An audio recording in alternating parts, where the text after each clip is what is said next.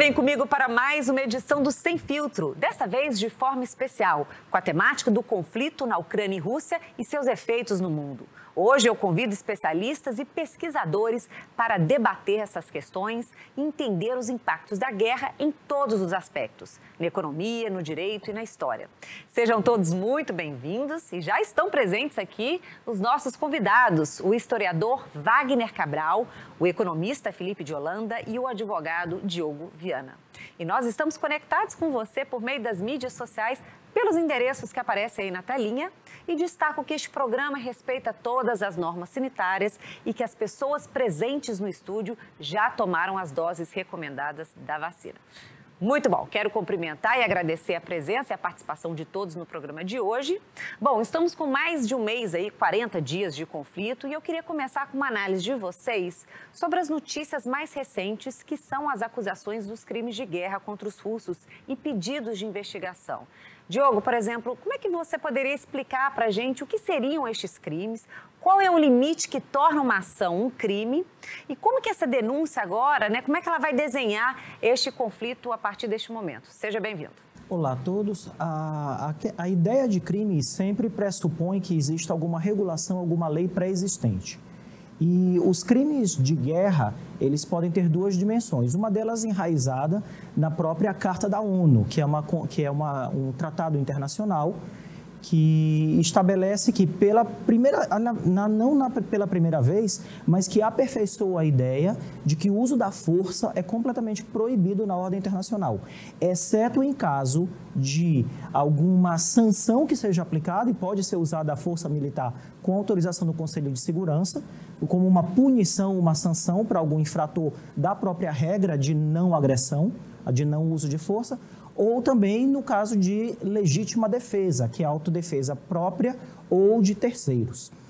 Não há dúvidas de que a primeira das infrações de guerra da Rússia, nessa situação, e a Rússia sim é uma infratora, é a infração justamente do artigo 2, parágrafo 4º da Carta da ONU, que proíbe o uso da força, e a Rússia fez isso. Ela invadiu a Ucrânia e isso é absolutamente proibido no direito internacional.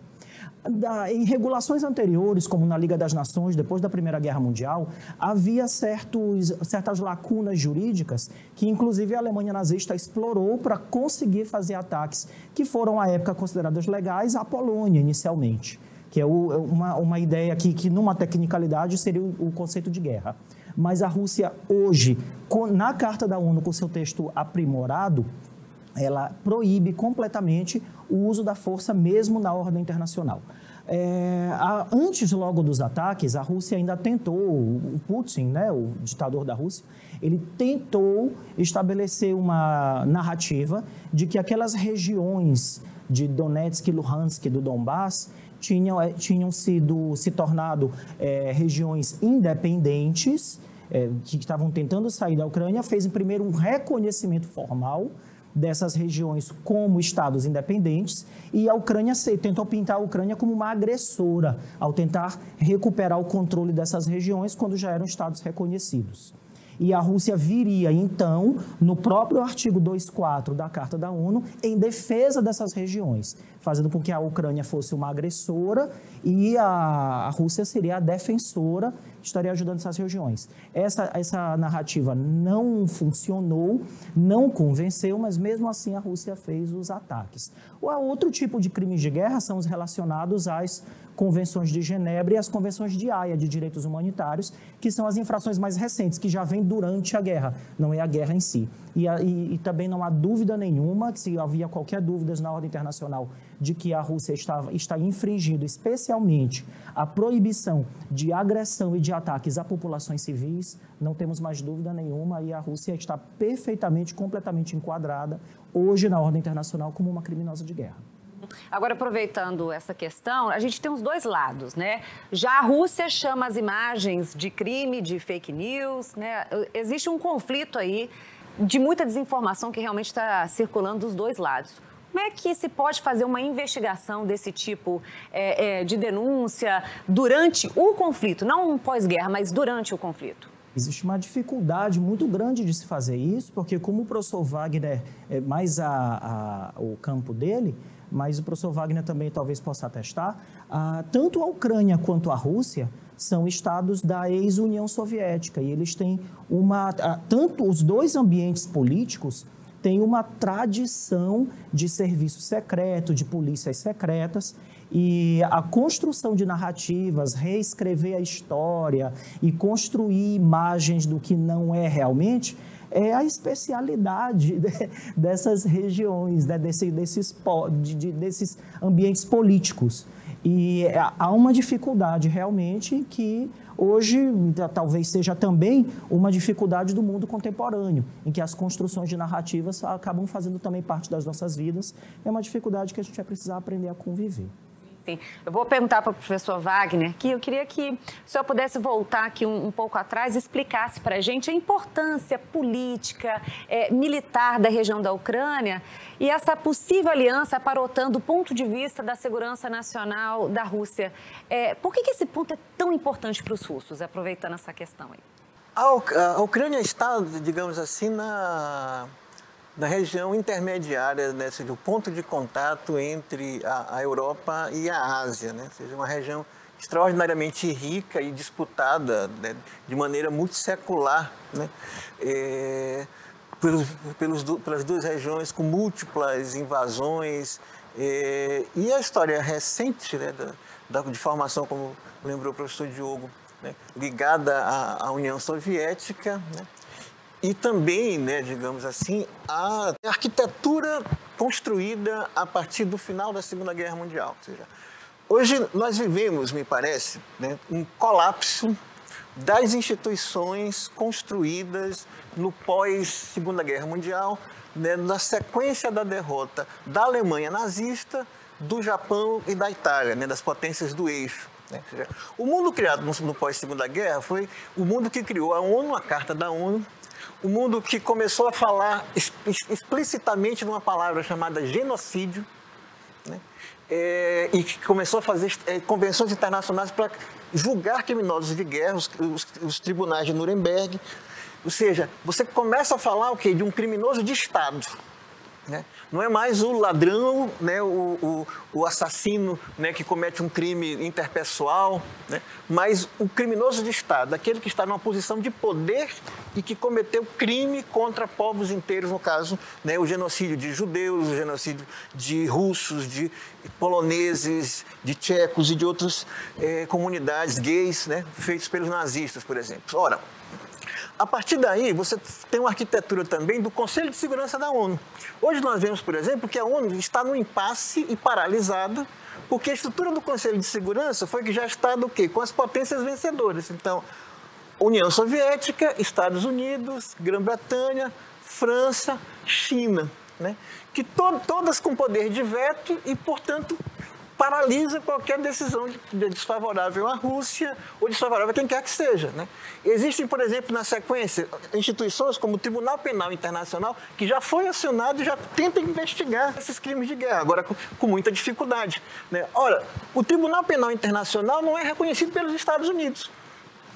Por quê? Porque os crimes eventualmente cometidos pelos americanos nas invasões do Iraque e do Afeganistão, que são as duas invasões feitas pelos americanos nesse século, eles se recusaram a assinar o Tratado do Tribunal Penal Internacional para não serem investigados lá. Mas, no entanto, agora os Estados Unidos cobram que o tribunal investigue os crimes cometidos pela Rússia. Né? Então, existe um quê de hipocrisia, né, nesse jogo, né, diplomático internacional, ao mesmo tempo em que esse cenário de paralisia da ONU demonstra a necessidade de você começar a repensar globalmente, né, do ponto de vista histórico, né, do ponto de vista macrohistórico, essa estrutura. O professor Felipe pode depois também falar mais detidamente, por exemplo, do sistema internacional de trocas, né? O famoso padrão dólar. Né? O padrão ouro foi substituído pelo padrão dólar com o acordo de Bretton Woods, também na sequência da ONU em 1948. Hoje, por exemplo, por conta da guerra, a Rússia começou a dizer, olha, nós queremos ser pagos em rublos, não mais em dólar. Né? Os chineses já fazem isso, pedindo para serem pagos em yuan. Ou seja, a configuração do mercado internacional já começa também a questionar aquele cenário criado no pós-guerra. Todo mundo dizia que o mundo do pós-guerra, da Guerra Fria, acabou com queda da União Soviética e a queda do Muro de Berlim, lá em 89 e 91. Né? Mas, na verdade, o que seria, digamos, pura e simples afirmação do mundo, né, da Pax Americana dos Estados Unidos. Mas hoje, com exceção da China, né, nessa proximidade China e Rússia, e todas essas questões, isso questiona o lugar da ONU. E aí entra, para fechar, a pergunta relativa à OTAN. Ora, a OTAN era uma aliança defensiva em contraposição à aliança, né, que havia do bloco soviético. Então, Guerra Fria, de um lado, a OTAN, do outro, né, a cortina de ferro, né, os países da União Soviética também com sua aliança militar. Ora, caiu a União Soviética. A pergunta que ficou é, para que serve a OTAN? Ora, a função geoestratégica da OTAN do ponto de vista da defesa militar deixou de existir. Nesse contexto, a OTAN se transformou cada vez mais, pura e simplesmente, numa ponta de lança dos interesses norte-americanos. Por isso, né, quando a União Soviética caiu em 1991, houve um acordo, né, implícito, né, feito por Gorbachev com Bush, né, o governo norte-americano, de dizer o seguinte, olha, a OTAN não precisa mais se expandir, porque, digamos, na Guerra Fria, a OTAN foi vitoriosa. O bloco capitalista foi vitorioso, acabou a União Soviética. Então, para que se expandir? Isso foi mantido durante certo tempo. No entanto, o que se viu na última década é exatamente o quê? A progressiva incorporação, né, de cada vez mais países da Europa à aliança militar. Ou seja, percebam, é diferente pertencer à OTAN de pertencer à União Europeia. Né? Ou seja, tanto que o próprio Putin admite em algumas condições o pertencimento da Ucrânia à União Europeia, mas não o pertencimento à aliança militar. É diferente eu ter a possibilidade de armas nucleares instaladas pela OTAN na Ucrânia. Ora, o mundo, lembrem-se, esteve à beira, né, da catástrofe nuclear na famosa crise dos mísseis em Cuba, né, em 1961. A União Soviética tentou instalar mísseis nucleares a 150 quilômetros do território americano, que é a distância de Cuba para a Flórida. Então, em pouquíssimos minutos, esses mísseis nucleares atingiriam qualquer lugar dos Estados Unidos. Na mesma hora, a Marinha norte-americana do todo o Atlântico foi mobilizada e tudo mais, e eles disseram, não pode, é um poder de veto. Né? E o mundo esteve à beira da catástrofe nuclear naquele momento. Por quê? Porque os Estados Unidos disse, poder de veto, eu não aceito armas nucleares do lado do meu território. O que o Putin está dizendo do ponto de vista geopolítico e geoestratégico é isso. Eu não aceito, ele está repetindo à sua maneira o que os americanos fizeram em Cuba em 1961, dizendo, não, eu não aceito. Por outro lado, aí vem, como eu disse, em lugar de pura e simplesmente ficarmos numa situação, como já disse o professor Diogo, e eu concordo perfeitamente, a Rússia é uma agressora, está cometendo crime de guerras, há todas as indicações disso, violou tratados internacionais, etc. e tal, perfeito.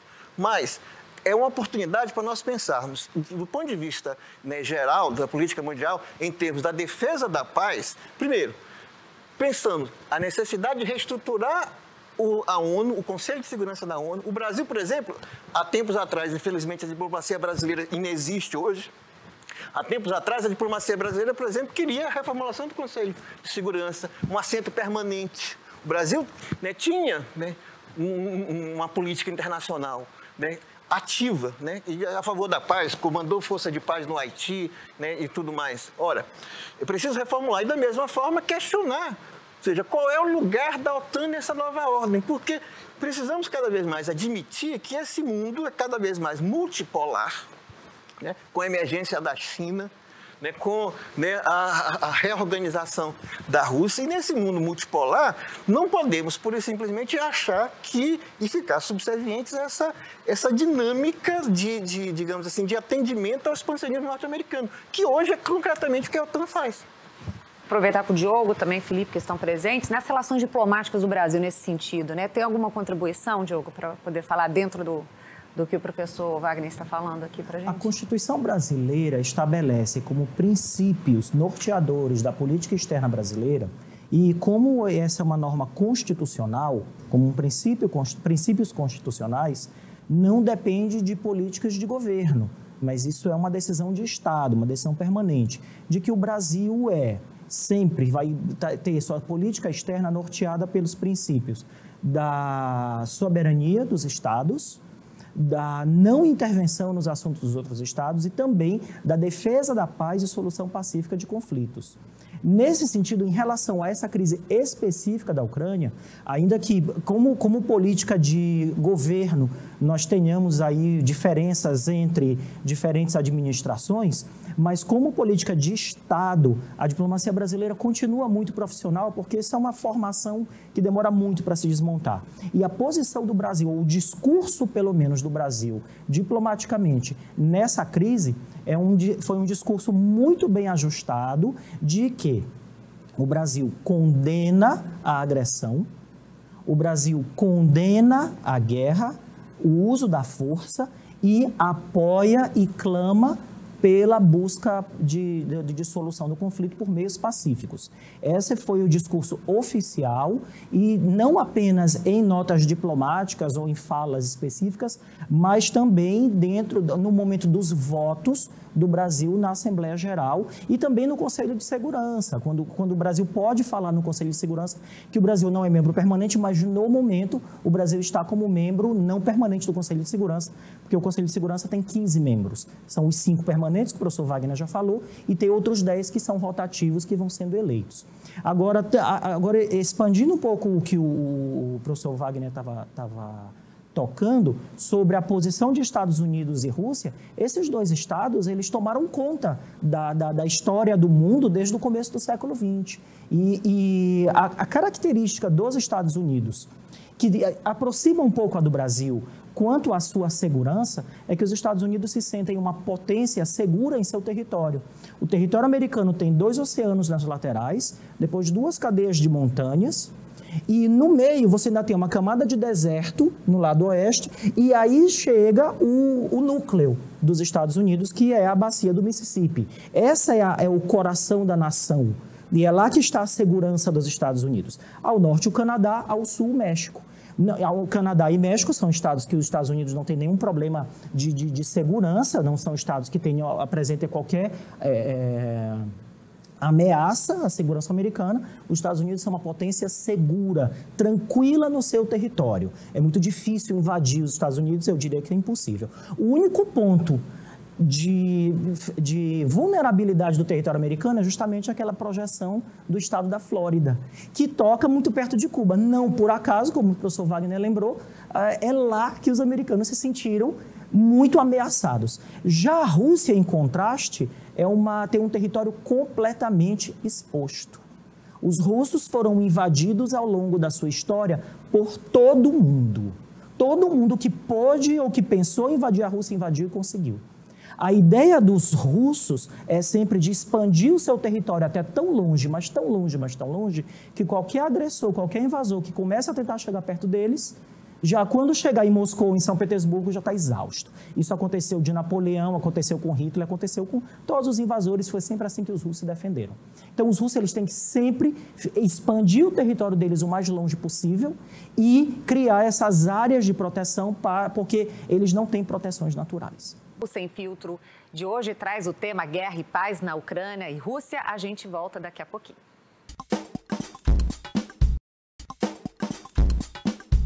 Estamos de volta com o Sem Filtro especial Guerra e Paz. Conflito na Ucrânia. Não esqueça de conferir o nosso programa nas mídias sociais pelo link que aparece aí na telinha. Está tudo lá para você. E a partir de agora também nos principais tocadores de áudio. Bom, Felipe, eu vou começar com você dessa vez. Eu queria uma análise sua sobre os impactos dessa guerra na economia. Podemos considerar, por exemplo, a questão da dependência que o setor energético da Europa tem da Rússia. Como é que vai ser esse redesenho a partir de agora? Sim, um tema bem importante. Essa guerra tem um impacto profundo na economia mundial, não é apenas na Europa Ocidental, que é sabidamente dependente de importações do gás da Rússia, né? Metade da indústria de transformação da Alemanha mais de 40% da indústria de transformação italiana operavam até esse conflito com esse gás, né? E, ao mesmo tempo, Rússia e Ucrânia, né, como o professor Wagner chamou a atenção, são o coração agrícola, né, grande produtora de grãos, né, a Ucrânia, também de minerais, por exemplo, os fertilizantes brasileiros, né? Mais de 80% dos fertilizantes brasileiros de determinada categoria, antes do conflito, vinham da Ucrânia, né? E o petróleo, né? Então, nós podemos dizer que essa guerra, olhando em perspectiva, né, ela vem como um desdobramento do ponto de vista da política interna da Rússia, de um problema de uma aposta excessiva em um modelo, digamos assim, de especialização na produção de petróleo, gás, né, de insumos intermediários e que tem uma capacidade de gerar crescimento econômico muito baixa. Na verdade, Putin responde a um esgotamento, né, daquele modelo, né, primário exportador que fica manifesto a partir de 2012, 2013, quando a China, mudando o seu estilo de crescimento, e suas prioridades no sentido de ir mais para o mercado interno, gera, né, esse movimento da China, uma queda no mercado de commodities que também afeta bastante o Brasil, explica a crise brasileira, até mesmo o Chile se desestabilizou após 2012. Né? Putin fez uma avaliação errada do que ele conseguiria na Ucrânia, embora seja o objetivo dele, como o professor Diogo colocou, e eu concordo com ambos, no sentido de que há um país agressor, há crimes de guerra, né? Mas ele achava, com essa fantasia do eslavismo comum aos dois países, né? Porque a verdade é que a Ucrânia é um país independente há 1000 anos, sofreu juntamente com a Rússia a invasão, né, alemã, a invasão nazista, a invasão de Napoleão, conforme o professor Wagner disse, de fato, é um grande corredor, né? E o professor Diogo também, é um grande corredor que faculta o acesso à Rússia, mas ele achou que ele ia chegar na Ucrânia, ia fazer uma guerra de 3, 4 dias, e o comediante, que é presidente, né, ia fugir, formar um governo no exterior. Em 4 dias ele teria um governo fantoche e poderia recuar, né, e coordenar, digamos assim, politicamente a Ucrânia, como faz, por exemplo, no Cazaquistão, como na Bielorrússia e em outros países. E, na verdade, para quem observa a cena internacional, desde a Revolução Laranja, em 2007, né, e depois o movimento da Praça de Maidan, em 2014, está claro que a sociedade civil ucraniana resistiria fortemente. E com isso ele não contava, né? Está claro agora que nós estamos vendo uma retração do exército russo. Eles estão abandonando a pretensão de ocupar, né, de derrotar Kiev, né, Kharkiv, as cidades do norte. Eles estão refluindo no sentido de, depois de fazer essa destruição, né, o próprio Zelensky, destruição da infraestrutura, da base material da Ucrânia, né? O próprio Zelensky, uma entrevista à CNN, dizendo que eles erradicaram as cidades pequenas na Ucrânia, só mesmo as grandes cidades, né? E perdem essa guerra, por mais que as narrativas, exista disputa de narrativas, por insuficiência logística e por não contarem com a resistência da população ucraniana, disposta a perder a vida em muitos casos, e também a comunicação por satélite, né? Mesmo que eles tenham derrubado os serviços provedores de internet, o fato é de que foi impossível segurar, por exemplo, os efeitos, a carnificina que a Rússia praticou nas regiões que ela conquistou e agora abandona. Em termos econômicos, é importante nós situarmos a guerra da Ucrânia como um evento que rompe as cadeias de suprimento de algumas commodities fundamentais para o funcionamento da economia industrial globalizada, que é o caso do petróleo, que é o caso de muitos minerais, que é o caso também, vejam vocês, do trigo, cujo aumento do preço do trigo lá atrás, em 2012, né, deu origem à Primavera Árabe. Agora nós estamos vendo pela primeira vez em muitos anos uma concertação entre o governo de Israel, o governo do Egito, né, e outros governos da região, Emirados Árabes Unidos, no sentido de segurar o preço do trigo, né? Então, essa onda de choque, ela pode ser mais, digamos, desestruturante na medida em que rompe cadeias de suprimento mundiais e faz a inflação global acelerar ainda mais, né? Ela pode ser visto como mais um passo importante, mais um evento importante em um processo que está sendo chamado pelos analistas de desglobalização ou reversão da globalização, que significa, na verdade, que não começa nem com a pandemia, nem com essa guerra, mas começa lá em 2008, abrindo um ciclo de reversão de um processo de globalização produtiva, na verdade financeira, comercial e produtiva, que começa nos anos 50, e aqui tem toda essa questão da estrutura institucional montada no sistema de Bretton Woods, a qual o professor Wagner se referiu. Essas instituições multilaterais como o FMI, o GATT, a Organização Mundial de Comércio, né? Essa arquitetura ela entra em crise fortemente em 2008, ao mesmo tempo em que fica patente que esse projeto, digamos assim, de democratização do consumo nos países desenvolvidos, ele termina sendo fortemente barrado por causa do aumento da desigualdade social, né? E isso é que leva, digamos assim, essa desestabilização dessa promessa de desenvolvimento, leva ao surgimento de populismos, né, populismos de direita e de esquerda, de corte autoritário, no sentido de que, por exemplo, nós vamos olhar para os Estados Unidos e pensar a situação de Detroit, antes o coração da indústria automobilística mundial e que virou uma região nos Estados Unidos empobrecida. Por quê? Porque os empregos industriais migraram em massa para a China, né? Então, você começa ali em 2008, 2009 a reverter esse processo de globalização produtiva no sentido de políticas protecionistas que passam a ser cobradas cada vez mais pelos eleitores. Repensando, digamos, essa dependência da Rússia, né, a longo prazo, mas trazendo aqui para o Brasil, é possível se ter uma maior autonomia nessa cadeia de produção? Como é que o senhor enxerga isso aqui no Brasil?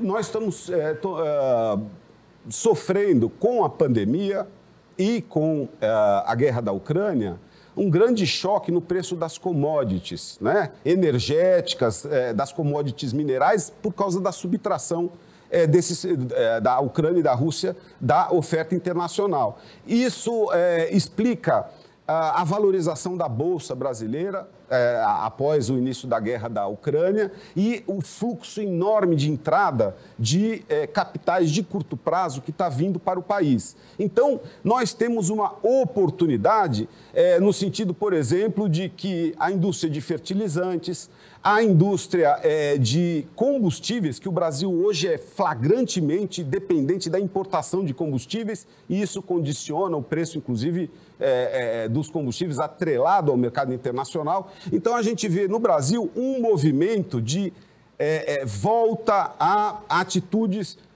a políticas, a programas protecionistas e que tende a ganhar, digamos assim, no curtíssimo prazo com o aumento do preço das commodities. Mas o problema é o seguinte, se nós formos nessa direção, né, de aproveitar essa reestruturação da indústria mundial, no sentido de que agora não é só as questões de mercado, mas também a proximidade e questões geopolíticas que são levadas em conta na destinação dos investimentos. Nós temos que ter um projeto nacional para isso. Se nós continuarmos nesse caminho da desindustrialização, né? E se nós continuarmos nesse caminho da primarização das nossas exportações, nós podemos construir um Brasil dinâmico a partir de um arquipélago de pequenas regiões que estão ligadas ao mercado internacional, mas nós não vamos dar solução para os problemas sociais que nós estamos enfrentando hoje. Falando dos problemas sociais, como é que vocês avaliam essa questão? Quais seriam os impactos disso também na questão social, das relações internacionais? Como impactos nas relações internacionais, eu quero novamente puxar um pouquinho para as causas desse conflito, que nos levam também a refletir qual deve ser a nossa ação. A Ucrânia, a Ucrânia, como os professores lembraram, a Ucrânia está convivendo com a Rússia há muitos séculos. Os ucranianos e os russos são povos que convivem há muitos séculos. E no contexto da OTAN, o professor Wagner nos lembrou que a OTAN continuou existindo mesmo depois do fim da Guerra Fria. E o mundo em que nós vivemos é um mundo em que a Guerra Fria parecia que tinha acabado, mas a OTAN não acabou. O objetivo da OTAN sempre foi conter a União Soviética, Rússia. Sempre foi conter. Se a OTAN não desapareceu, nada na ordem internacional é por acaso. A OTAN continuou existindo porque o objetivo de conter a Rússia continuou existindo. A lição que fica para, não apenas de impactos sociais, mas também de impactos políticos, é de que o povo ucraniano mostrou um grau surpreendente de ingenuidade nessa situação. Imagine que se você nós temos no Brasil, pela nossa Constituição, o direito de ir e vir em território nacional. Cada um de nós pode circular livremente todos os espaços, todas as ruas do país, a qualquer hora que desejamos. Mas, imagine que você está numa rua escura, de madrugada, sozinha, e você vê na sua frente um beco escuro num bairro perigoso da cidade. E você vê lá no fundo daquele beco escuro só aquelas luzinhas como se tivesse alguém fumando. E você entra naquele beco escuro. Quando você chega lá no beco escuro, tem lá no fundo, surpresa nenhuma, assaltantes que começam a te assaltar. Você vira para o assaltante e diz: senhor assaltante, lembre-se que a Constituição de 1988 me dá a liberdade de ir e vir no território nacional. Esse seu ataque é muito injusto.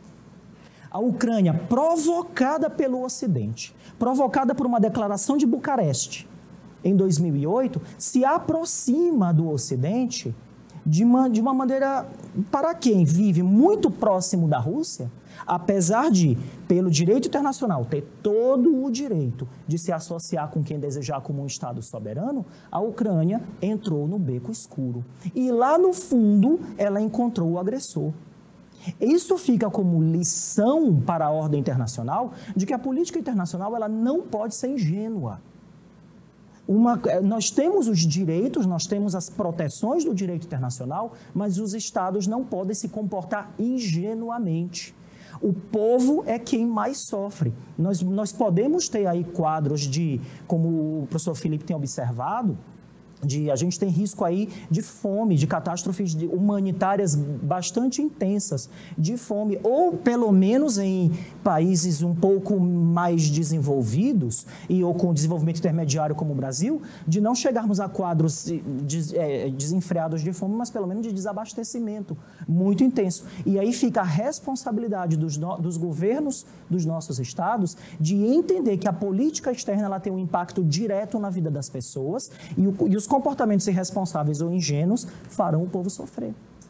Então, com isso, a gente fecha o nosso segundo bloco. O Sem Filtro de hoje traz o tema Guerra e Paz na Ucrânia e Rússia. A gente volta daqui a pouquinho.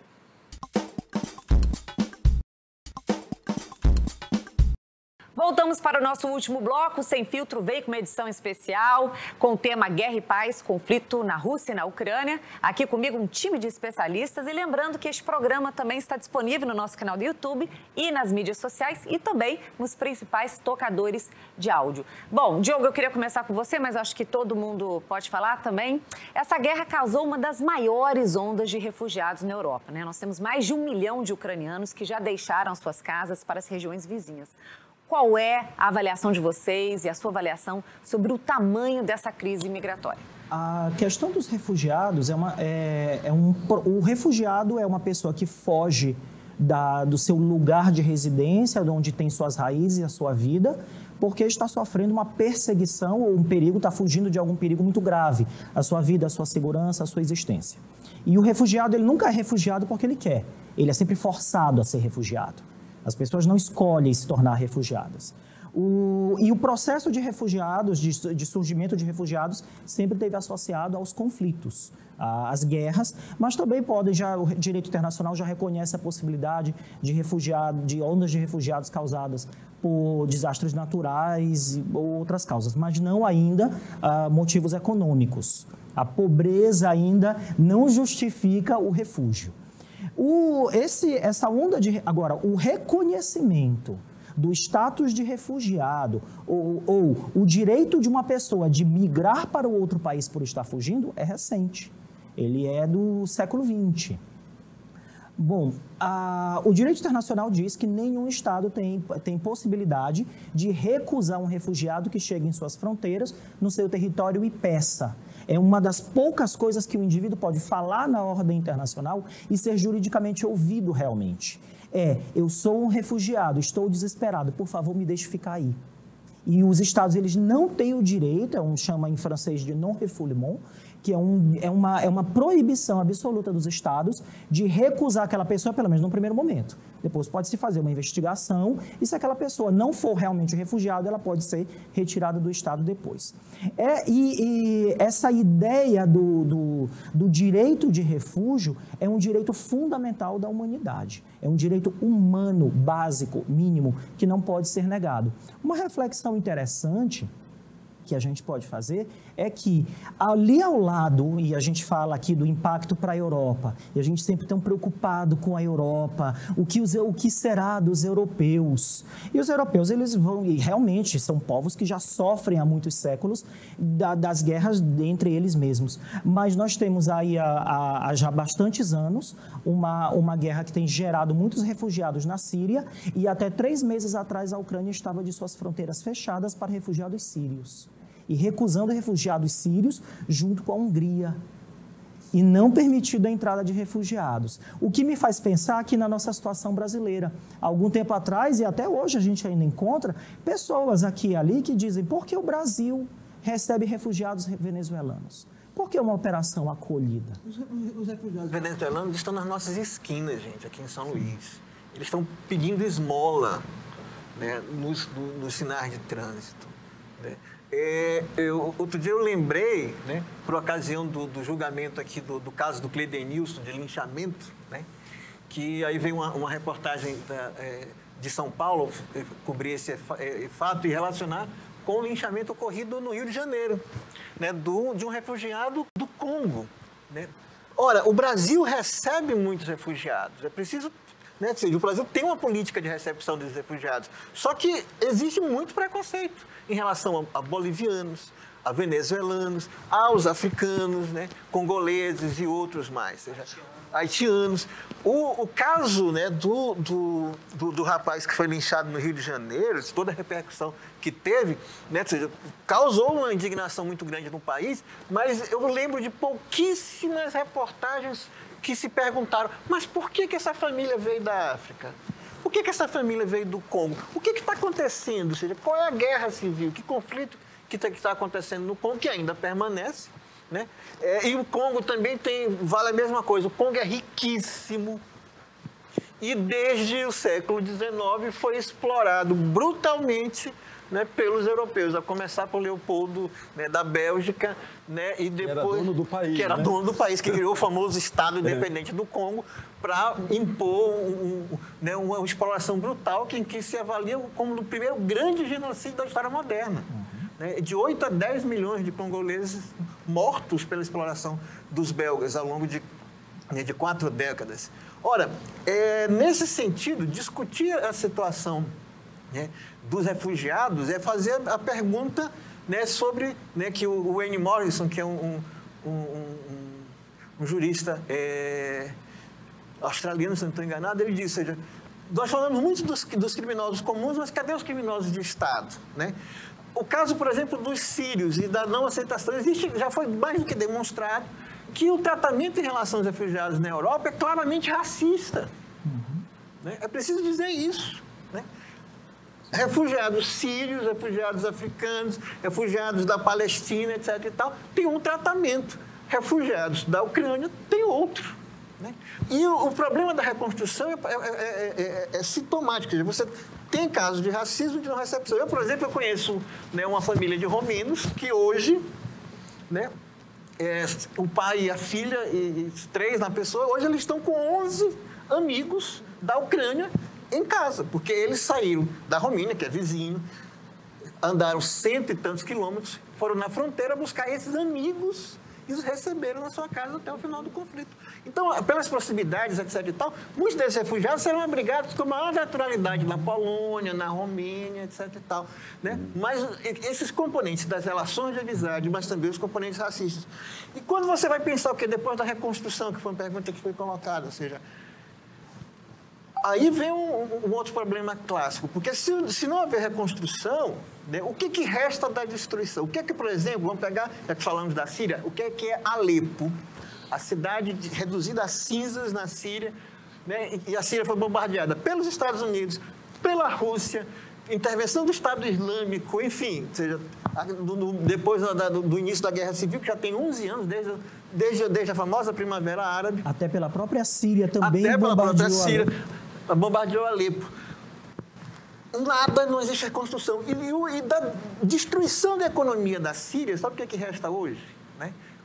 Foi publicado, mês passado, pelo New York Times, uma matéria investigativa fundamental. Hoje, a base da economia da Síria, gente, é produção de drogas. Chama-se octágon, né? Virou meio que clichê. A droga dos terroristas é uma anfetamina de alto impacto que faz com que a pessoa não tenha medo. Então, ele vai ser chamado da droga do jihadista, porque ele toma e sai para a batalha, né? Ora, o circuito, na destruição, você começaram a criar laboratórios e mais laboratórios de produção de anfetamina, né, no governo sírio. E o pior, na Síria, melhor dizendo.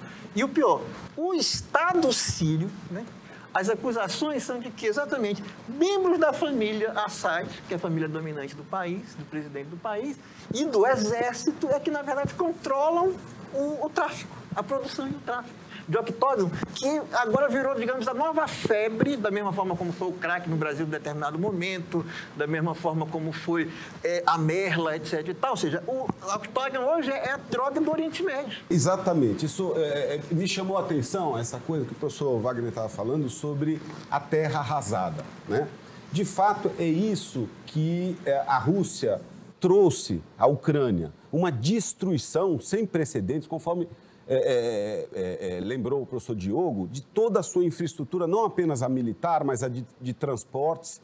As cidades pequenas foram erradicadas, né? Então você tem ali desafios enormes e o número de refugiados, o número de emigrantes já passa de 4 milhões. Nós estamos falando de um país de 40 milhões de pessoas, né?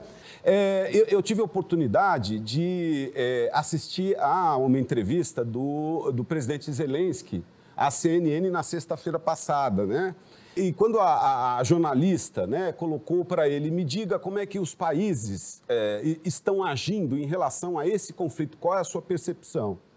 E ele disse o seguinte, veja, nós temos apoios de países que não imaginávamos que iríamos ter, como, por exemplo, da Noruega, da Suécia, que mandaram artilharia, embora não aviação, né? Que é a grande queixa que os Zelensky têm, não tem condições de fazer bloqueio do espaço aéreo, etc. Né? Os Estados Unidos mandando aqueles equipamentos bacanas dele, que tem grande tecnologia.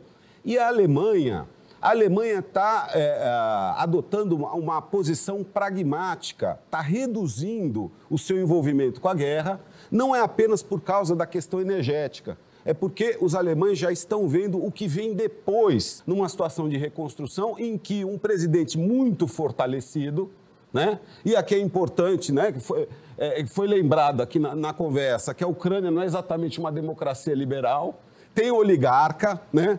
Então, que Estado vai ser esse, né?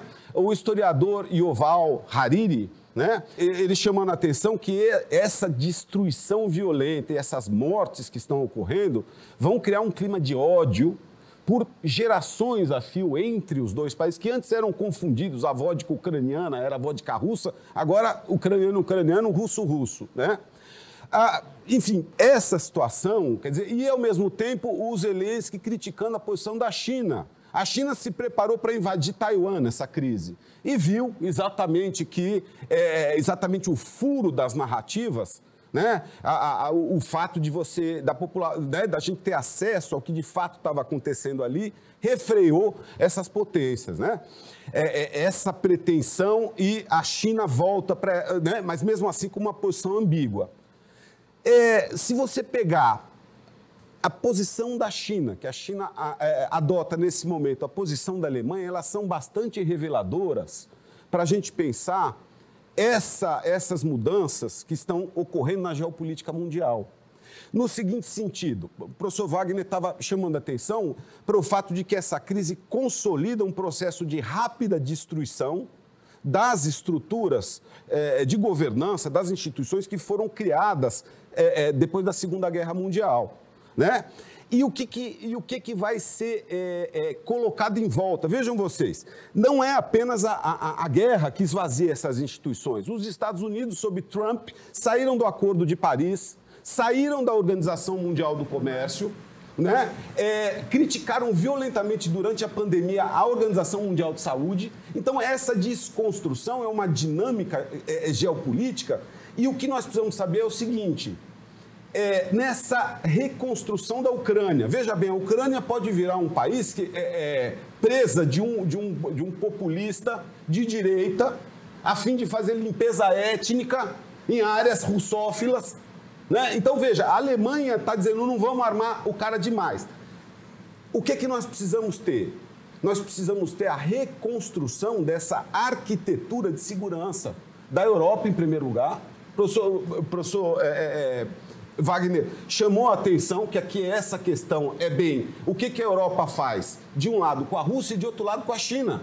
Né? Então, por exemplo, mudança do sistema de pagamentos. Na verdade, um dos aspectos que os analistas estão chamando a atenção, mas que pouca gente está percebendo, é que essa crise ela traz um esvaziamento do poder do dólar como moeda de troca internacional. É mais uma instituição da ordem antiga, e isso no momento em que os Estados Unidos, premidos por uma inflação estrutural, começam um processo de subir taxa de juros que deverá aumentar a instabilidade do sistema financeiro mundial.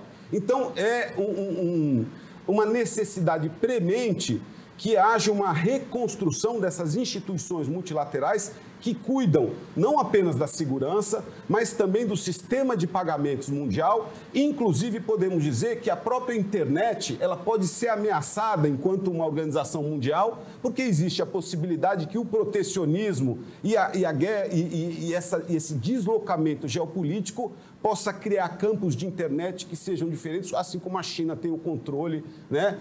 Então, veja, a desglobalização ela é um processo real e ela exige, para evitar a sua velocidade e seus impactos desestruturadores do ponto de vista social, que se construa imediatamente uma nova arquitetura de segurança para a Europa e para o mundo. Né? A gente vai ter que encerrar, tá?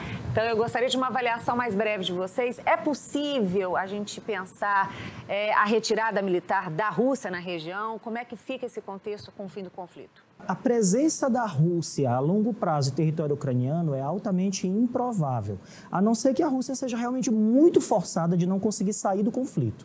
Porque a Rússia entrou num conflito, como o professor Felipe nos observou, ela entrou num conflito imaginando um conflito muito rápido. E esse conflito está se estendendo. E a Rússia não estava preparada para o conflito tão longo. Mas a Rússia também não pode sair desse conflito em vergonha. Ela não pode sair passando vergonha. É preciso manter uma narrativa tanto para as audiências internas, como também não se pode arranhar a imagem de grande potência que a Rússia passou alguns séculos tentando construir. Então, a Rússia não pode sair dessa guerra humilhada. Essa guerra só termina com a Rússia podendo contar uma história de vitória. Vai ser uma guerra que ninguém vai perder, todo mundo vai sair ganhando, curiosamente. Mas a ocupação de longo prazo seria catastrófica para a Rússia, além de catastrófica para a Ucrânia. Para se imaginar, se você tem em estratégia militar uma proporção de, se você precisa de um soldado para invadir, se você quiser ocupar um país que fique que queira resistir àquela ocupação, você precisa de 10 soldados para ocupar. Então, se a Rússia levou 200 mil soldados para a invasão, eles vão ter que manter 2 milhões de soldados para manter. Isso é inviável, não tem. Então, a Rússia ela vai agora desesperadamente buscar uma narrativa, construir uma narrativa para poder sair. Hoje é do interesse da Rússia sair da Ucrânia, mas eles não vão sair passando vergonha. Os Estados Unidos torraram na casa de $1 trilhão no Afeganistão. 1 trilhão, uma quantia que é impensável, não consigo nem imaginar o que é isso. Sem nenhuma vitória. Diziam que o governo fantoche deixado pelos Estados Unidos, quando eles saíssem de lá, resistiria 2 ou 3 meses aos talibãs. Não durou 2 semanas, gente, não durou 10 dias. Como é que se passa 10 anos ocupando o país, torra $1 trilhão e rigorosamente não se sustenta uma semana? Ora, é impossível, a Rússia sabe disso. A Rússia já, inclusive, antes da Rússia, quando era a União Soviética, já tinha se atolado exatamente no Afeganistão, né? E não há, do ponto de vista concreto, nenhuma hipótese dela se manter. Então, a ideia de uma intervenção rápida, como tinha acontecido antes em outros países, Cazaquistão, Geórgia, não deu certo. Agora, do ponto de, como eu disse, infraestrutura militar destruída, infraestrutura urbana, trata-se de urbicídio em larga escala, né? A morte de cidades, a destruição planejada de cidades que está acontecendo, de infraestrutura econômica e tudo mais.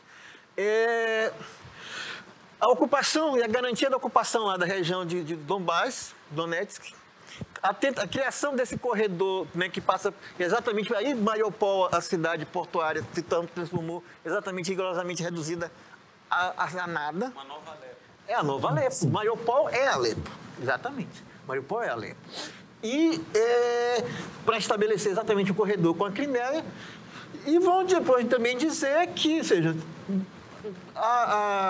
é possível a Ucrânia na União Europeia, mas sem OTAN. Me parece que vai ser o acordo que vai ser desenhado, né? Agora, quando esse acordo chegará, e a que custo ainda humano, né, isso ainda vai significar, não me parece que isso seja muito claro ainda hoje. Exatamente, né? A Rússia mal tinha condições, orçamento, para invadir. Ocupar é muito mais caro, como lembrou o professor Diogo, né?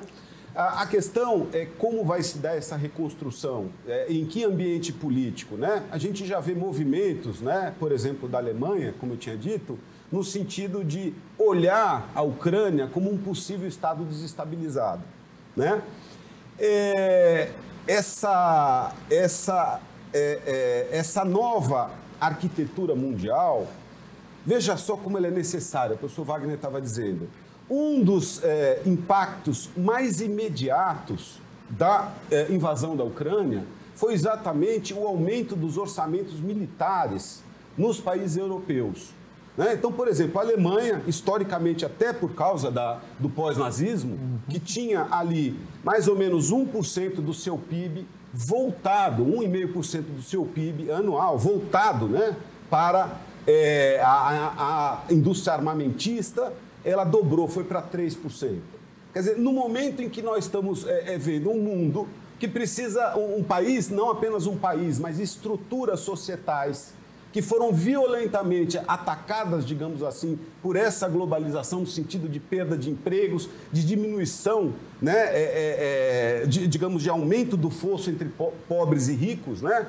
Então, a gente vê que no meio dessa pressão toda, da pressão social e da falta do atendimento dessas demandas que leva aos populismos, aos regimes autoritários, é isso que a gente está vendo, uma necessidade de você desviar recursos orçamentários das políticas sociais e, por exemplo, da educação, que é fundamental, porque essa reglobalização ou essa desglobalização, ela se dá juntamente pelo mercado de trabalho.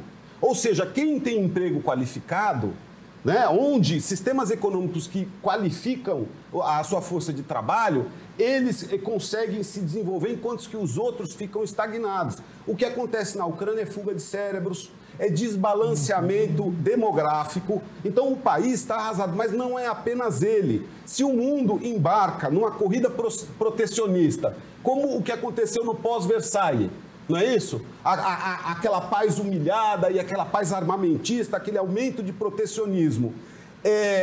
Nós vamos reproduzir, né, nos próximos anos, em uma situação muito mais tensa do ponto de vista geopolítico, o alargamento do fosso entre pobres e ricos e, portanto, uma possível inviabilização das democracias liberais, né? Então, eu acho que esse é o grande risco e é por isso que a Ucrânia precisa ser visto com todos como, na verdade, um teste civilizatório que está sendo jogado, né? Dependendo de como se saia dessa guerra, nós podemos ter um mundo muito mais parecido com aquele mundo do entre-guerras do que propriamente com aquela promessa de um mundo globalizado e um mundo pacífico que a gente nutriu por algumas décadas. Ótimo, isso dá muito sem filtro aqui, a gente ainda vai conversar bastante. Bom, a gente tem que fechar o programa de hoje com esse debate importante sobre os impactos e os efeitos do conflito da Ucrânia e Rússia, principalmente no entendimento dessa guerra armada e violenta. Eu quero agradecer novamente a participação do historiador Wagner Cabral,